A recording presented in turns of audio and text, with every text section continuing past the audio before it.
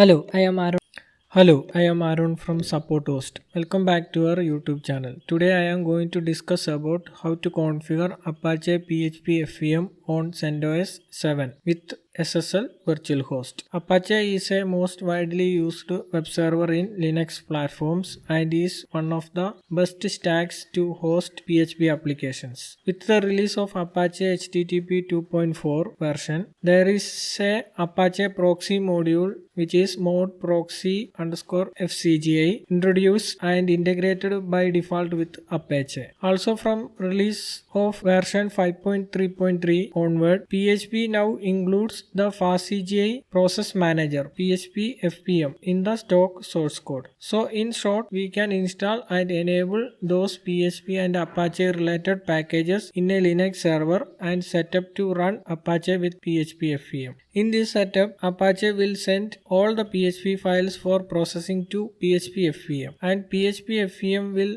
return the rendered output to the browser. Using this stack, a website can load faster and handle more concurrent connections while using fewer resources. Using PHP FPM, we can run each PHP application on a separate process and can assign resource limitations. These are the few advantages of Apache running with PHP FPM. After setting up our Apache PHP FPM, we don't need to configure anything like SUPHP mod underscore PHP or SUXE along with Apache. So let's see how we can configure Apache PHP FPM on CentOS 7. I have also prepared a blog article for the same and I will leave the link in the description box.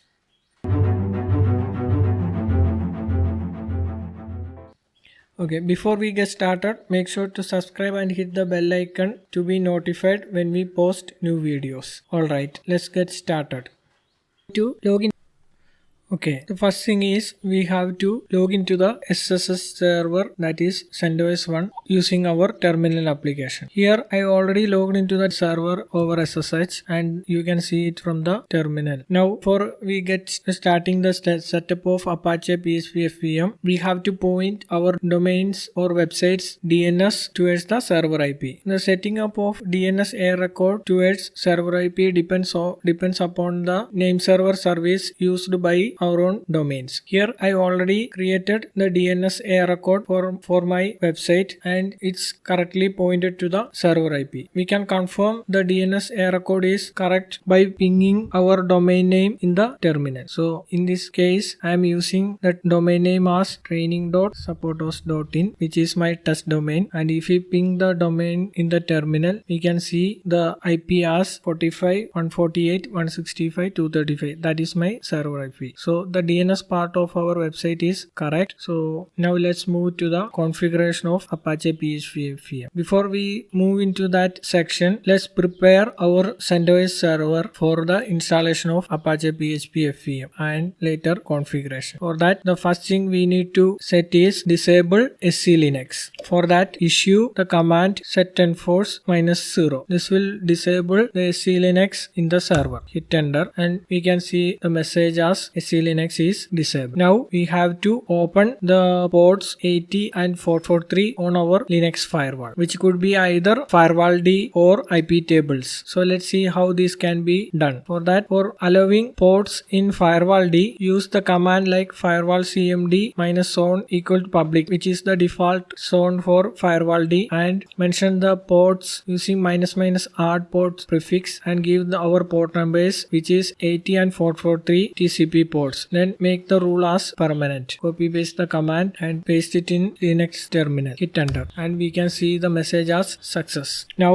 reload the firewall rules using firewall cmd --reload and again we can see the success message. Now let's verify the ports are allowed in the firewall D by issuing the command firewall cmd --list all, and here we can see the ports 443 and 80 TCP ports are allowed in the server firewall firewall D. We can also list the allowed ports using another command firewall D --list ports, and again here we can see the exact port numbers that allowed in the firewall D. Now suppose our CentOS server is not using firewall D, it's using the old IP tables. In that case, we can also open the HTTP ports in IP tables using commands like iptables -a, that is input chain, -p, which defines the TCP is the ports, then match multi-ports -d ports and mention the port number, then the allow rule as accept. Hit enter. Again after that, save the firewall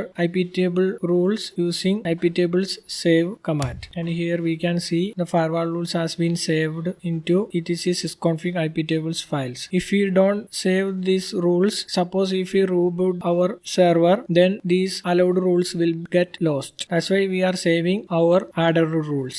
Now we can list the allowed ports by using the command iptables -nl, then piperep port 80. That will list port 80 and 443 are allowed in the server IP tables.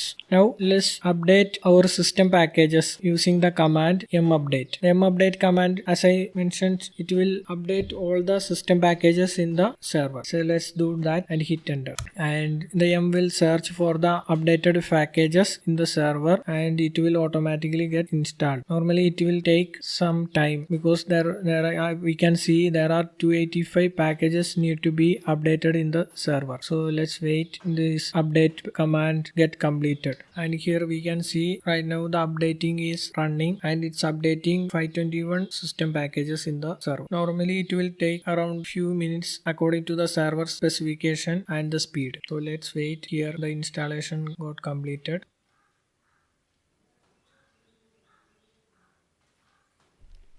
Okay, here we can see the system update got completed successfully. Now let's move to the next command, which is now we are going to install the EPEL repository using minstall -y EPL release. We need this repository for getting latest versions of PHP Apache packages. So let's issue this command and hit enter. And here we can see now we have successfully installed the EPEL repository in the server. Now let's move to the next command. Here now we are installing the m development tools and mutil packages in the server, which is necessary for the configuration of m packages, which is necessary for the installation of PHP. So let's do that, and first issue the development tools installation using m group install development tools and hit enter. And here we can see it's getting installed. Let's wait. Okay, now we have successfully installed the development tools using m group install. Now let's move to the next command, which is the installation of mutils package. Let's install it by issuing the command minstall mutils, and we can see the mutils package got successfully installed. Okay, this completes the preparation of our CentOS server. Now let's move to the next section. Okay, in the next section, we are now going to install the Apache web service in the server. For that, we are issuing the command minstall httpd and http double packages. So issue this command and wait. And now we can see the httpd web service package got successfully installed in the server, which means we have successfully installed the Apache web service in our CentOS server. Now let's move to the next section. Now we are proceeding with the installation of PHP packages in the server. In this video, we are going to install the PHP version 7.4 in the server along with the PHP FEM packages. So let's see how we can accomplish this PHP package installation in the server. For that, first we have to install the REMI repository for the CentOS 7, because the default CentOS repository won't allow us to install PHP 7.4 because the default repository doesn't have PHP 7.4 packages. So we are going to install the REMI repository which have CentOS 7.4 packages. So first install the REMI repository using minstall, then the repository link, and hit enter. And here we can see we have successfully installed the REMI repository in the server. Now let's move to the next command, which is configuration command, and using that option config manager command, we are enabling REMI enemy PHP 7.4 repository in the server. So then only we will be able to install PHP 7.4 in the server. So hit enter, and that will enable the PHP version 7.4 as the version on RUMI repository. Now let's move to the next command, which is an regular m install command, which specifies the installation of PHP packages along with PHP FPM. So, and we are also installing other PHP modules like XML SOAP, XML RPC, MBString, etc., which is necessary for working of most of the PHP websites. Let's issue this command and wait. And here we can see the PHP 7.4 installation is running and it's successfully completed. After that, if we type PHP -v in the server, we can see the installed PHP version is PHP 7.4. Now let's move to the next command, which is we are going to start the PHP FPM service in the server by issuing systemctl enable PHP FPM. After that, use the systemctl start PHP FPM. That will start the PHP FPM service in the server. Now if you look at the status of PHP FPM, you can see it's active and running. So this completes the installation of PHP along with PHP FPM package in the server. So now let's move to the next section. Okay, the next section is configuration of Apache. In this section, we are configuring our Apache web service to run with PHP FPM. So let's see how this can be accomplished. For that, first create a directory named etc httpd sites available using mkdir command. Issue that command and hit enter. Now also create another directory named mkdir command, which is then the directory name is etc httpd sites enabled. Hit enter, and that will create both sites available and sites enabled folders in the server. After that, create a file named training.conf under sites available. Here I am using the touch command and creating a file named training.conf under directory etc httpd sites available, and hit enter. That will create the training.conf file. Now open that training.conf file using any text editor. Here I am using the VA editor and open the file etc httpd sites available, then training. After that, use the insert mode. Here I am copy pasting the below virtualhost directive entries for port 80 and then for port 443. Here I am using the server name as training.supporthost.in because my website name is training.supporthost.in, and setting the document root as var www host training.supporthost.in, then http docs, and also setting errorlog file location in the logs errorlog as then the PHP FPM socket file locations, which is under var run PHP FPM, PHP FPM 7, etc., and also defining the directory indexes which allow HTML index.php, etc., which are the common ones, and the same settings for port 443 too. And in the port 443 virtualhost section, we are defining the SSL file locations of our website using SSL certificate file directive, and after that save the added content in the training.conf file and move to the next command. Here my website name is training.supporthosting. In your cases, the domain name will be different. So replace all these training.supporthost.in entries with your own domain name. Then only it will work. Also, you are free to name the config file name as per your environment. All you need to make sure is the extension should be .conf. The naming part like training can be any name. So let's move to the next command. And here we are now creating the document root for our website using mkdir command, and these folders can be different as per your environment. Then the one thing you need to remember is if the folder location is different, you have to make sure that folder location is also defined in the training.conf file we created earlier. Now let's move to the next command, which is also a folder creation command, and here we are creating the logs folder which will keeps the log file of our Apache service website server. Now create the file named error_log which keeps the error log of this website using touch command. After that, create also the access log using touch command. So right now we have created the document root logs folder and two log file named errorlog and access logs. Now let's move to the next command. Here we are defining a symbolic link for our file training training.conf which we created in the sites available folder into sites enabled training.conf with the name training.conf in the sites enabled folder using ln-s/etc httpd sites available /training.conf. Then it point to the symbolic link etc httpd sites enabled training.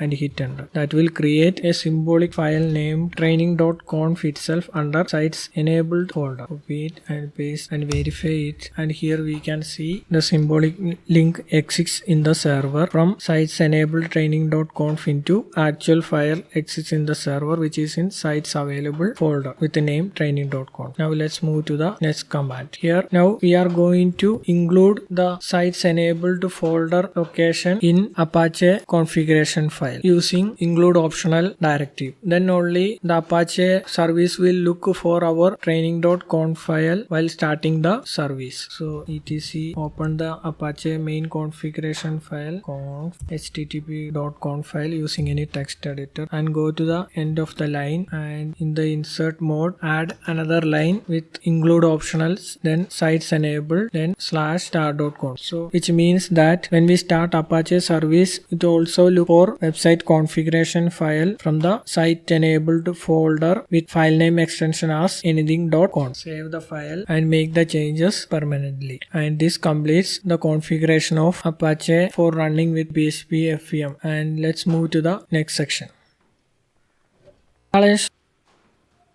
Okay, the next section is installation of SSL certificate for our website. Here I am using the Let's Encrypt SSL, which is a freely available SSL certificate for our websites. So let's see how we can issue Let's Encrypt SSL certificate for our website. For that, first I am going to install Certbot Let's Encrypt client in the server. So let's see how we can install Certbot client packages in our CentOS server. For that, I am issuing the minstall certbot command along with the Python packages and issue this command in the Windows Linux terminal and hit enter. That will install the certbot packages in the server. Confirm the installation by typing Y and hit enter. And here we can see the certbot packages got successfully installed. Now let's issue the SSL certificate for our website using certbot command. The command is certbot cert only --standalone, which means we are following the standalone option for issuing the SSL certificate for our website, and along with the preferred challenge as HTTPD. Then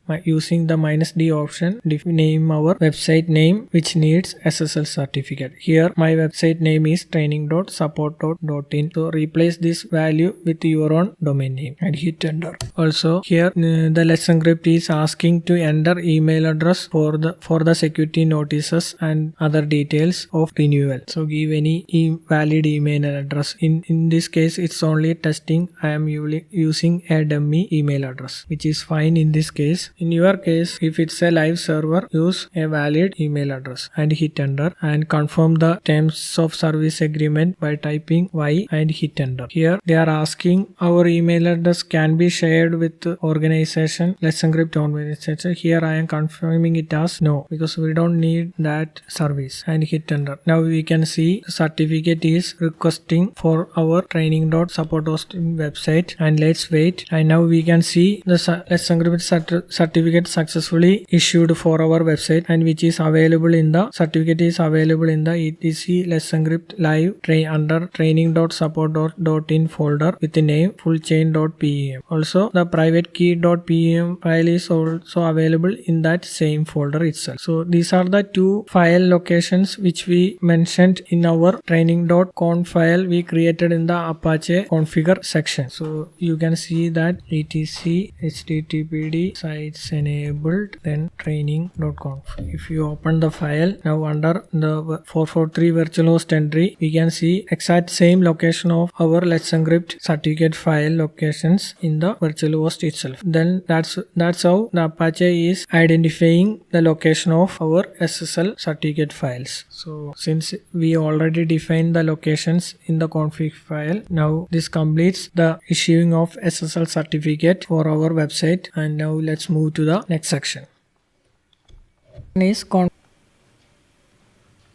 Okay, the next section is configuration of Apache PHP FVM service. So let's see how this can be done. For that, first go to the folder named etc php fvm.d by using the cd command and hit enter. That will go to the etc php fvm.d directory. In that, create a file named training.conf by using the touch command, and that will create a training.conf file in the php fvm.d directory. After that, open the training.conf file using any text editor and add this content in the training.conf file, and here we can see we defined our PHP FVM socket file locations, then allowed clients which is only localhost, then we are defining the user for that permitted to run the PHP FVM service as training user, also the listening mode as 0666. Along with that, we also defined the PHP FVM start server parameters, pair server parameters and timeout values, etc. The other thing we defined are PHP section file location, which is the commonly used section folder locations are varlib PHP section, and then also enabled the PHP FVM log location under var www-vhost training.supporthosting, then logs with the file name www.rl.log. So these are the minimum values we need to be defined in the PHP FVM configuration file. Save the added values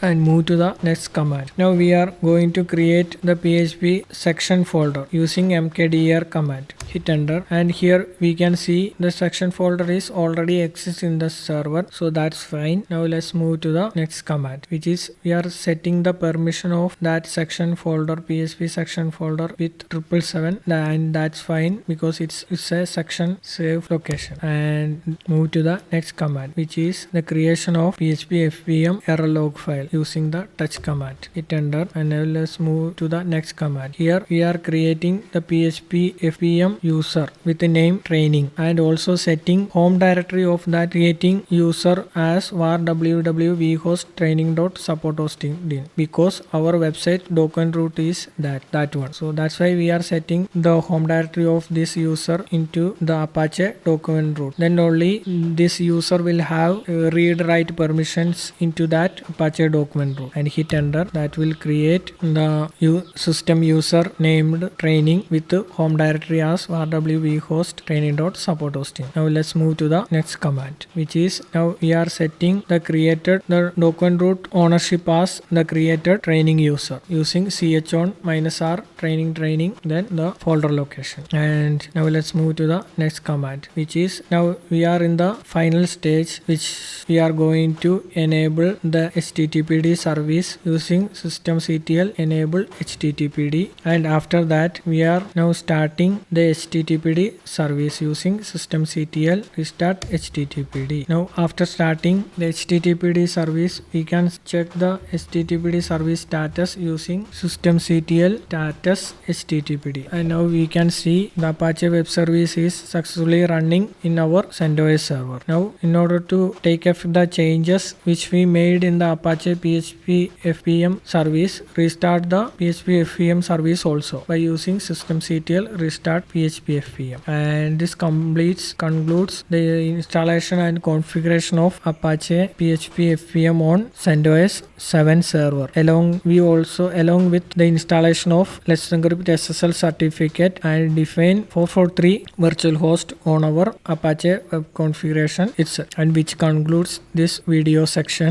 Now let's test it out. Our PHP FVM is working on the server. For that, go to our website document root, which is cd var www-vhost training.supporthosting, then http docs. In that, create a PHP info page. Now I have added a sample symbol code which is calling PHP info function, and save the content. Make the permission of ownership of that file into training user using chown command. After that, browse our website in our web browser and browse our created info page, which is named as info.php, and here now we can see the PHP info page is successfully listed, and in the server API section we can see it is FVM fastcg, which means that our Apache web service is running with PHP FVM, and this completes the setting up of Apache PHP FVM on CentOS 7.